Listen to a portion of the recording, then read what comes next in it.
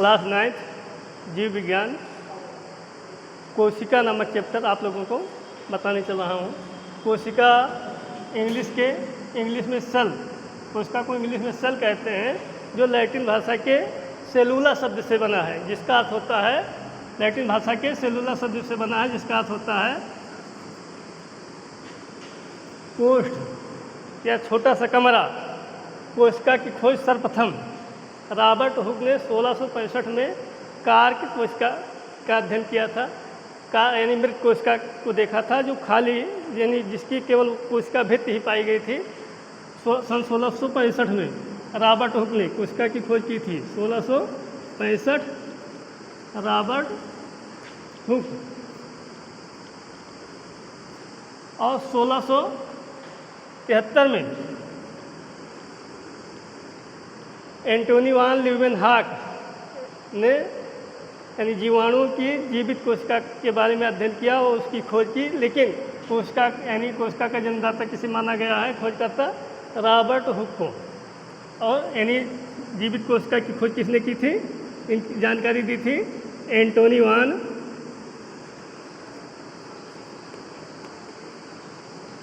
Leeuwenhoek.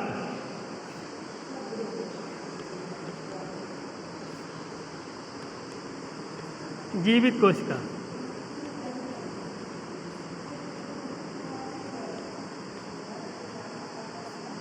कोशिका की खोज की थी। कोशिका की परिभाषा होती है किसी भी जीवधारी की सबसे सूक्ष्मतम क्रियात्मक एवं संरचनात्मक इकाई होती है। कोशिका जीवधारी की सबसे सूक्ष्मतम क्रियात्मक एवं संरचनात्मक इकाई होती है। और यानी पृथ्वी पर जितने भी जीवधारी हैं, सबसे छोटी कोशिका होती है माइकोप्लाज्मा। एक जीवाणु होता है माइकोप्लाज्मा। इस सबसे छोटी कोशिका माइकोप्लाज्मा की होती है, लगभग 0.3 माइक्रोन की होती है। इसकी लंबाई इतनी होती है। और सबसे बड़ी कोशिका शुतुरमुर्ग के अंडे की होती है। ये सबसे छोटी कोशिका, सबसे छोटी कोशिका, सबसे बड़ी कोशिका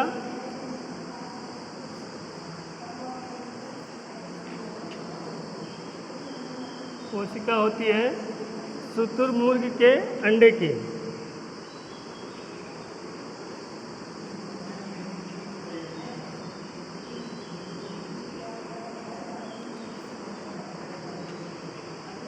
अंडे की। और मनुष्य में सबसे छोटी कोशिका होती है मानव के यानी पुरुष के स्पर्म की कोशिका सबसे छोटी होती है, शुक्राणु की कोशिका। मानव यानी शुक्राणु की कोशिका सबसे छोटी कोशिका होती है। शुक्राणु की कोशिका सबसे छोटी होती है।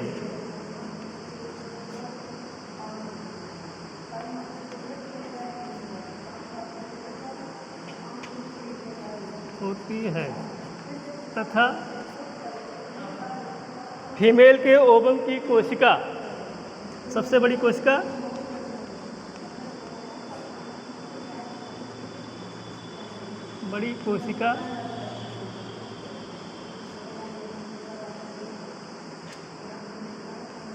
ओवम की होती है।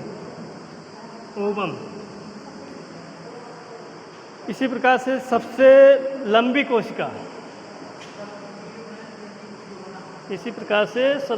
कोशिका होती है न्यूरॉन की, तंत्रिका कोशिका। सबसे लंबी कोशिका तंत्रिका कोशिका होती है। और सबसे लंबी कोशिका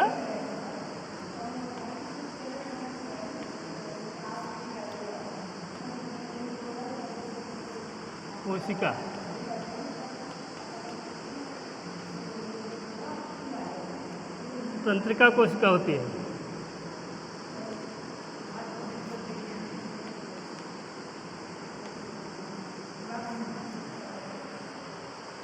सबसे लंबी कोशिका तंत्रिका कोशिका होती है। इसके बाद यहाँ पर एक चित्र ड्रा किया गया है।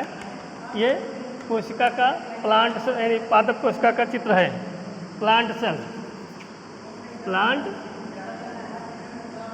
सेल पादप कोशिका का चित्र यहाँ पर बनाया गया है, जिसमें सबसे बाहरी भित्त एक मोटी सी भित्त होती है जिसको कहते हैं सेल वॉल। इसे कहते हैं कोशिका भित्त। कोशिका भित्त ये सेलुलोज की बनी होती है। किसकी बनी होती है? सेलुलोज की। पादप कोशिका में कोशिका भित्त पाई जाती है, जबकि जंतु कोशिका में कोशिका भित्त नहीं पाई जाती है। पादप कोशिका की कोशिका भित्त सेलुलोज की, पादप कोशिका में जो कोशिका भित्त पाई जाती है सेलुलोज की बनी होती है, जबकि जंतुओं में कोशिका भित्त नहीं पाई जाती है। और इसके अंदर दूसरी पतली सी झिल्ली होती है, इसको कहते हैं सेल मेम्ब्रेन या प्लाज्मोलेमा। प्लाज्मोलेमा कहते हैं, प्लाज्मोलेमा, सेल मेम्ब्रेन या कोशिका कला। हिंदी में इसे कहते हैं कोशिका कला। ये कोशिका कला है। कोशिका कला सेमी परमेबल होती है। क्या होती है? अर्ध पारगम्य होती है। ये अर्ध पारगम्य होती है। कोशिका कला अर्ध पारगम होती है। अर्ध पारगम का अर्थ होता है कि कुछ पदार्थ, आवश्यक पदार्थ कोशिका के अंदर से बाहर जा सकते हैं तथा बाहर से अंदर जा सकते हैं। इस सभी पदार्थ नहीं, इसके सभी अंदर वाले भाग ना तो बाहर जा सकते हैं ना बाहर वाले सभी पदार्थ अंदर जा सकते हैं। कुछ भाग के लिए पारगम होती है, बाकी अन्य के लिए अपारगम होती है। इसलिए ये कोशिका कला अर्ध पारगम होती है। कोशिका कला बनी होती है प्रोटीन की बनी होती है। ये बनी होती है प्रोटीन की, और प्रोटीन तथा लिपिड की बनी होती है।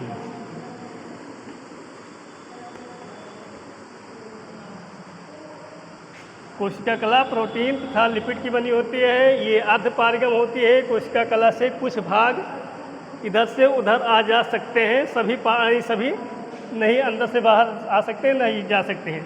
इसके बाद कोशिका कला के अंदर घिरे हुए संपूर्ण भाग को क्या कहते हैं?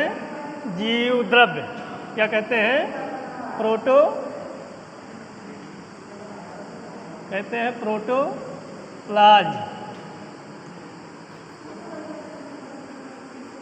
कोशिका कला के अंदर घिरे हुए संपूर्ण भाग को सामूहिक रूप से प्रोटोप्लाज्म कहते हैं। प्रोटोप्लाज्म। यहाँ तक तो वैज्ञानिकों को पता चला कि यानी जीवन कहाँ पर पाया जाता है, कोशिका में। उसके बाद कोशिका को जैसे फाड़ा गया, आगे उन्होंने देखा कि इसका जो जीव द्रव्य था वो मर गया। इसके बाद किसी को ये नहीं पता चला कि यानी आत्मा या प्राण या यानी इसमें जीव कहाँ पर पाया जाता है, ये अभी तक किसी ने नहीं बता पाया। इसलिए जीव द्रव्य को ही जीवन का भौतिक आधार माना गया है। जीव द्रव्य ही जीवन का भौतिक आधार है, जीव द्रव्य। अब जीव द्रव्य को अध्ययन की दृष्टि से मुख्य रूप से दो भागों में बांटा गया है। जीव द्रव्य को अध्ययन की दृष्टि से मुख्य रूप से दो भागों में बांटा गया है। एक केंद्रक द्रव्य, जो केंद्रक के अंदर पाया जाता है द्रव्य, उसे क्या कहते हैं? केंद्रक द्रव्य। जो केंद्रक में के अंदर द्रव्य पाया जाता है उसे क्या कहते हैं? केंद्रक द्रव्य। और जो केंद्रक के बाहर तथा कोशिका कला के भीतर, केंद्रक के चारों ओर तथा कोशिका कला के भीतर जो द्रव्य पाया जाता है उसे क्या कहते हैं? कोशिका द्रव्य। कोशिका द्रव्य। कोशिका द्रव्य क्या होता है? केंद्रक को चारों ओर से घेरे रहता है। कोशिका द्रव्य में तो कई कोशिकांग पाए जाते हैं जैसा कि दर्शाया गया है, और केंद्रक द्रव्य में भी कुछ केंद्रकीय पदार्थ पाए जाते हैं। अब आते हैं कोशिका, जैसा कि बताया गया सेल सेलुलर सेल से बना है, लेकिन ये सेल इसका इंग्लिश में नाम है, बाकी टेक्निकल नाम क्या है? साइटो। कोशिका का टेक्निकल नाम है साइटो।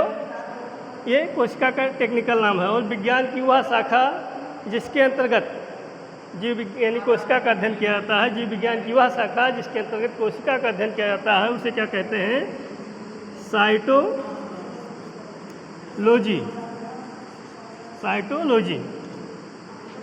साइटो मीन्स कोशिका, लोगस मीन्स स्टडी करना। साइटो मीन्स कोशिका और लोगस मीन्स स्टडी करना। साइटोलॉजी जीव विज्ञान की वह शाखा जिसके अंतर्गत कोशिका का अध्ययन किया जाता है। इसके बाद अब हम आते हैं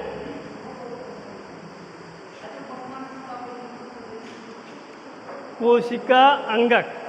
कोशिका अंगक में सबसे पहले माइटोकॉन्ड्रिया। माइटोकॉन्ड्रिया। माइटोकॉन्ड्रिया की खोज अल्टमान ने की थी। अल्टमान ने की थी। खोज किसने की थी? अल्टमान ने। माइटोकॉन्ड्रिया। माइटोकॉन्ड्रिया को हिंदी में सूत्रकणिका भी कहते हैं। सूत्रकणिका। सूत्रकणिका माइटोकॉन्ड्रिया को सूत्रकणिका कहा जाता है। माइटोकॉन्ड्रिया को कॉन्ड्रियोसोम भी कहते हैं। क्या कहते हैं? कॉन्ड्रियोसोम।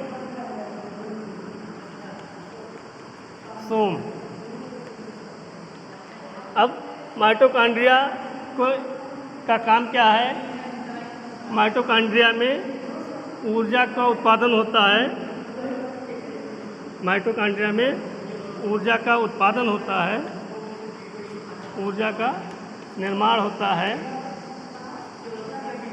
इसीलिए इसको पावर हाउस कहते हैं। क्या कहते हैं? Power house.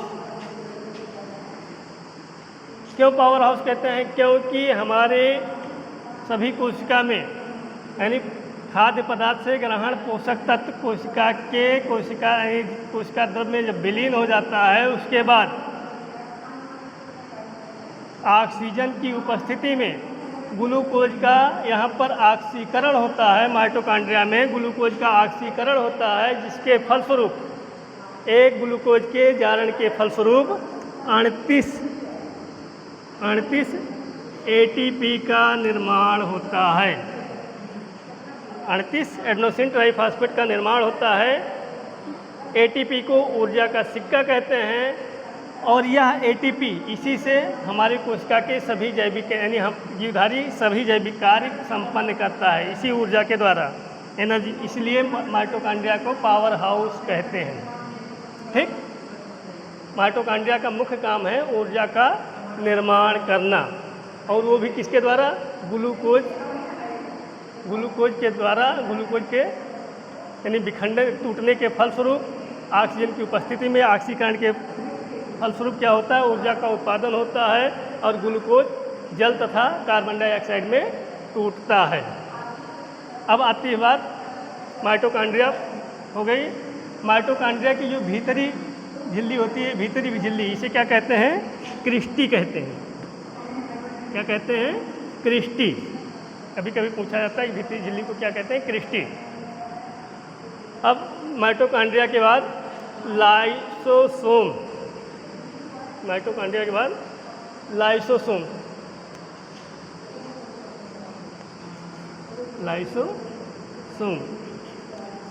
लाइसोसोम को आत्मघाती थैली कहते हैं। लाइसोसोम की खोज डी दुबे ने की थी। इसे माइटोकॉन्ड्रिया की खोज डी दबे ने की थी। माइटोकॉन्ड्रिया को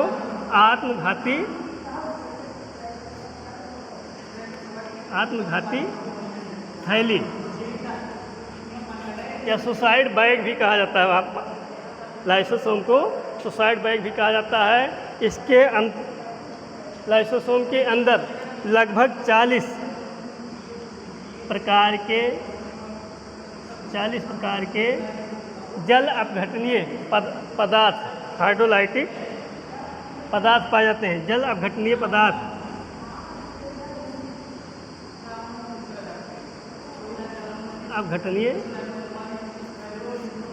पाया जाता है, जिसके द्वारा ये जल अपघटनीय पदार्थ पाया जाता है, जिसके द्वारा ये कोशिका के अंदर उपस्थित यदि कोई भी पार्ट काम नहीं कर रहा है सुचारू रूप से या डैमेज हो गया है, तो ये जब यानी कोशिका पूर्ण रूप से मर जाती है तो उस समय ये लाइसोसोम क्या करता है कि रप्चर्ड हो जाता है, फट जाता है और पूरी कोशिका को ख़त्म कर देता है। इसीलिए कोशिका यानी लाइसोसोम को आत्मघाती थैली कहते हैं।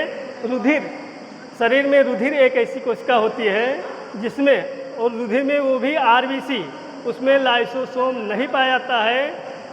इसीलिए जब वो यानी रुधिर को यानी आरबीसी कोशिका मरती है तो उसका विघटन कहाँ पर होता है? स्प्लीन में होता है, प्लीहा में होता है, जिसे क्या कहते हैं?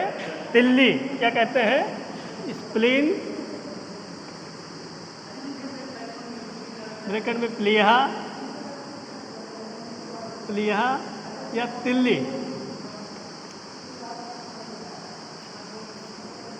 आरबीसी यानी आरबीसी का विघटन कहाँ पर होता है? आरबीसी का विघटन स्प्लीन में होता है। यानी स्प्लीन को क्या कहते हैं? आरबीसी की कब्र कहा जाता है। इसी के साथ आज का यहीं पर बंद किया जाता है। शेष कल यहीं से फिर हम शुरू करेंगे।